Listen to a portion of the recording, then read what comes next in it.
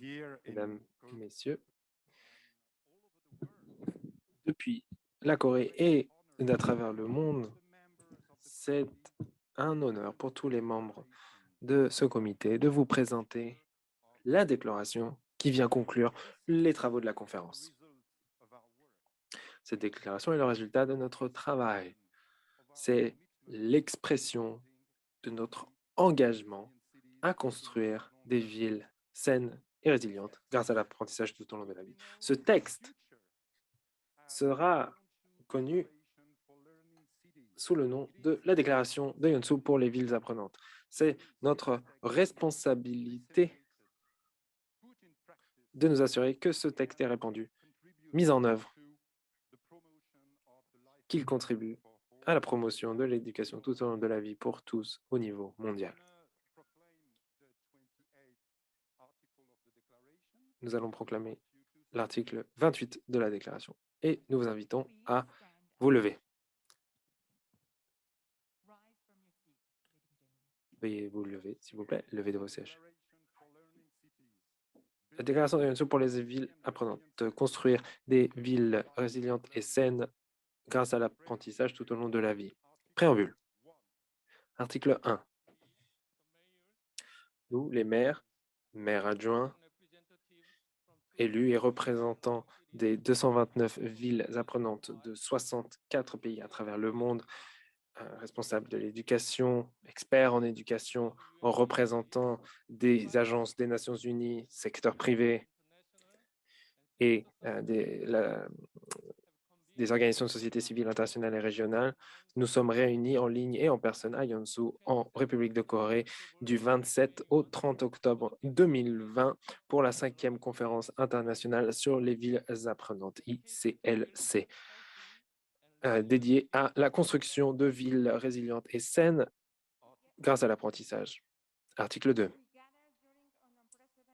Nous nous réunissons dans le contexte d'une crise sans précédent due à la pandémie de COVID-19 qui a mis en danger la santé des populations et a forcé les gouvernements d'à travers le monde de fermer les institutions d'apprentissage, ce qui a eu des incidences sur près d'1,6 milliard d'enfants et d'étudiants de plus de 190 pays et d'innombrables adultes apprenants avec des conséquences profonde sur la santé mentale et le bien-être. Article 3, où nous soulignons le fait que plus de la moitié de la population mondiale vit dans des zones urbaines et donc les villes ont un rôle clé pour la promotion de la santé et le renforcement de la résilience. Article 4, nous reconnaissons que la pandémie de COVID-19 a particulièrement frappé les populations les plus vulnérables et a augmenté les inégalités dans les villes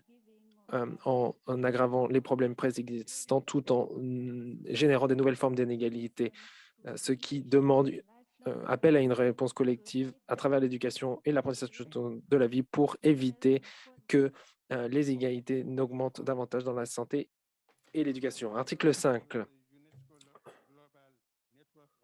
Nous félicitons les membres de l'UNESCO et de son réseau international des villes apprenantes pour leur engagement pour l'apprentissage tout au long de la vie pendant la pandémie du COVID-19, y compris leurs efforts pour la promotion de maîtrise des connaissances de la santé parmi les populations locales et leur capacité de mettre en œuvre les stratégies et les programmes pendant la crise. Article 6.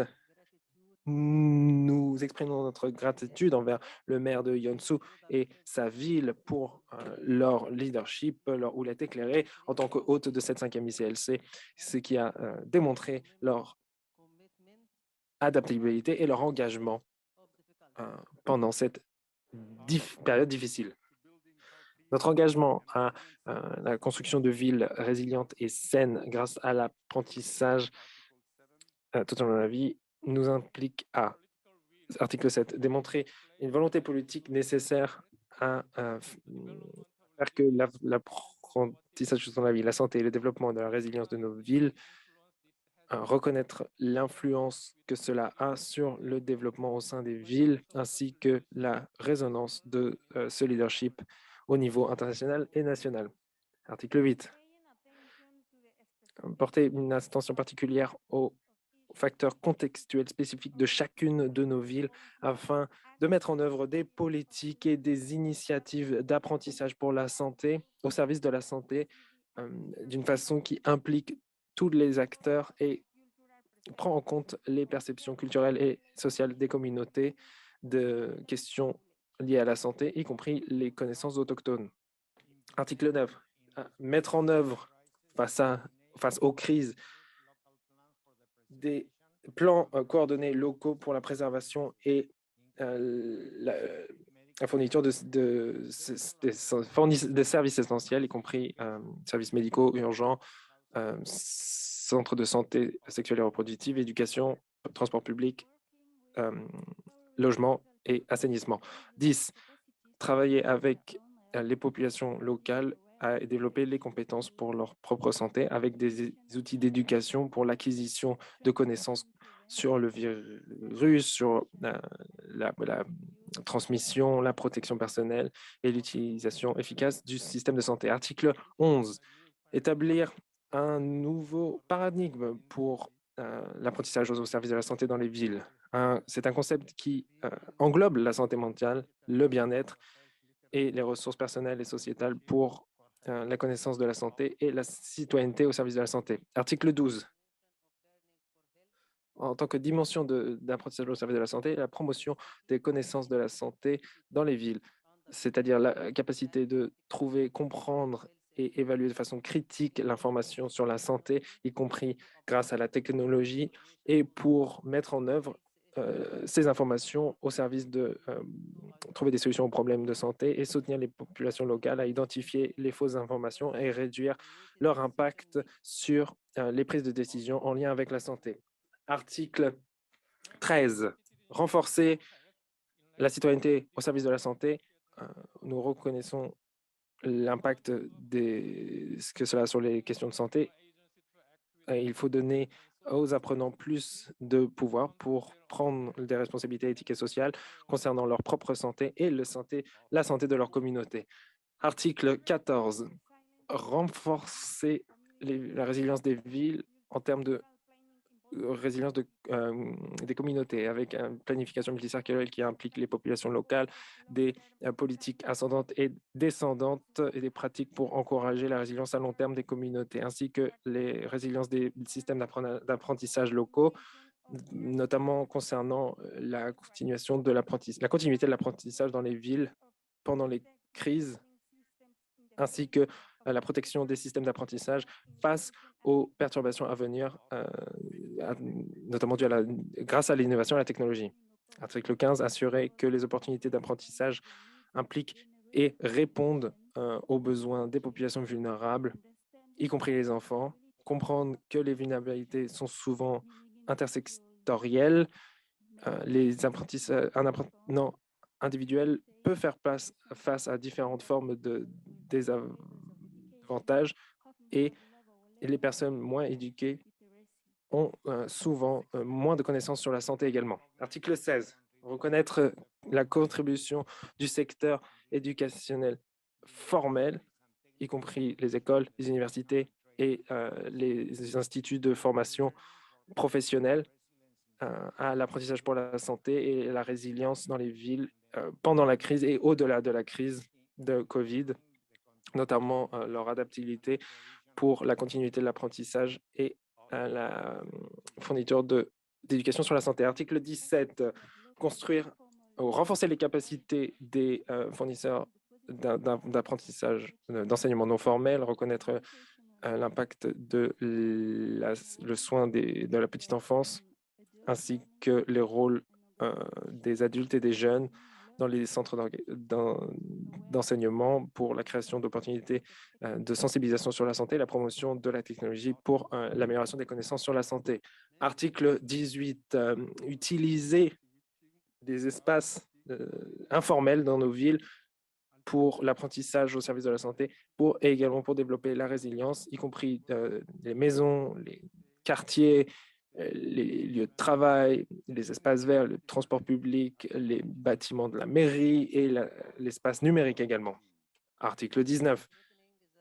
Étendre la portée de l'implication des parties prenantes dans l'apprentissage tout au long de la vie au niveau des villes pour que le secteur de la santé soit bien représenté, adéquatement représenté, y compris les professionnels de la santé, les praticiens, les experts et les parties prenantes dans le domaine de la planification urbaine et la connaissance que les villes et que leurs décisions ont un impact sur la santé et l'apprentissage. Article 20, renforcer nos efforts pour l'atteinte des 17 objectifs de développement durable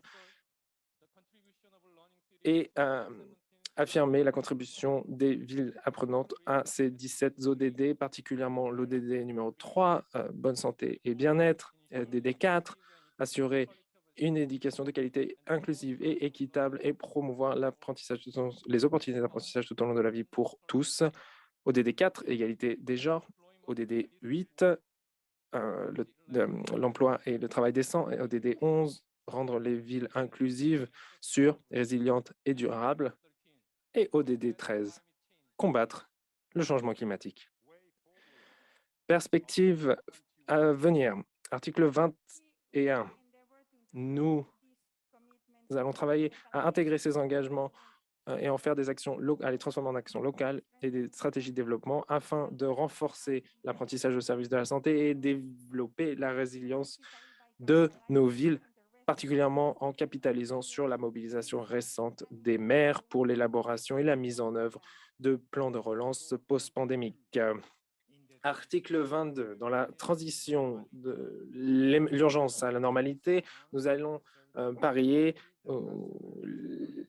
sur profiter de la créativité qui a émergé de la pandémie et des approches collaboratives à l'enseignement et à l'apprentissage. Article 23. Nous allons diversifier les ressources, lever des fonds et développer des mécanismes de financement pour assurer la réalisation de ces actions locales, de ces stratégies de développement et de ces plans de relance post-pandémique. Article 24. Nous allons avoir des examens basés sur la recherche et basés sur des données de la réponse des villes face à la pandémie de COVID-19 afin de tirer des enseignements et d'améliorer la résilience et la préparation face aux crises à venir. Article 25. En tant que membre du réseau mondial des villes apprenantes de l'UNESCO, nous allons renforcer la solidarité du réseau grâce un partage de connaissances, transfert de technologies et le partage de bonnes pratiques entre villes au niveau mondial. Article 26. Nous enjoignons les gouvernements nationaux à adopter les politiques pour l'apprentissage tout au long de la vie au service de la santé et soutenir le développement de villes résilientes dans les États membres de l'UNESCO. Article 27. Nous enjoignons l'UNESCO à renforcer la collaboration au sein de son réseau, particulièrement entre la plateforme des villes de l'UNESCO et le réseau mondial des villes apprenantes de l'UNESCO après la pandémie. Article 28. Qui plus est, nous nous engageons à participer aux activités principales du réseau international des villes apprenantes de l'UNESCO, telles que présentes dans la nouvelle stratégie du réseau. Mesdames et messieurs, célébrons l'adoption de la déclaration de l'UNESCO par une série d'applaudissements.